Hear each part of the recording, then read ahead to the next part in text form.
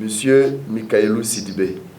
Au nom de leurs excellences, Monsieur le Président de la Transition et le Premier ministre, je vous déclare solennellement installé dans vos fonctions de ministre de l'Urbanisme, des Affaires foncières et de l'Habitat. Félicitations et plein succès dans votre mission.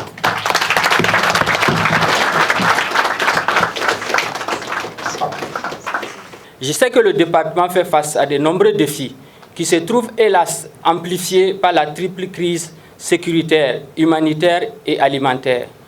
Cela nous impose davantage plus d'ardeur, d'engagement, de solidarité et de cohésion afin d'apporter la réponse convenable à la satisfaction des besoins de nos braves populations.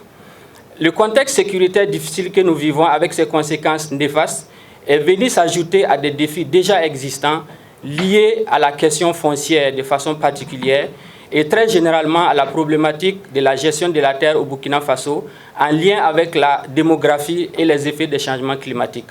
Cette situation génère parfois des conflits et menace la cohésion sociale et le vivre ensemble. En conséquence, il est fondamental de saisir toutes les opportunités qu'offre cette terre héritée de nos ancêtres pour l'exploiter de manière adéquate au profit de la génération actuelle et celle à venir. Cela passe nécessairement par un dialogue soutenu et continu entre tous les acteurs concernés. C'est pourquoi, dans le cadre de la transition actuelle, en plus des initiatives urgentes à entreprendre par le département en lien avec ses missions, il faudra réussir à poser des bases solides qui serviront de tremplin pour des solutions durables et pérennes. Alors, chers collègues, je voudrais en cet instant précis vous assurer de mon engagement à travailler avec tous dans un esprit d'ouverture et dans une dynamique participative en mobilisant tous les acteurs dans des cadres de concertation appropriés pour le succès de notre mission dans ce département.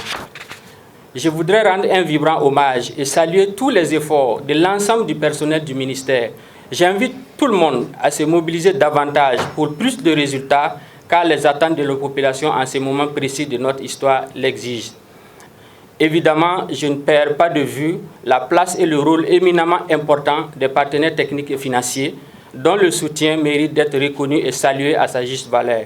Nous avons davantage besoin d'eux, surtout dans le contexte difficile actuel. Avec le soutien de toutes et de tous, nous réussirons ensemble. Que Dieu bénisse le Burkina Faso.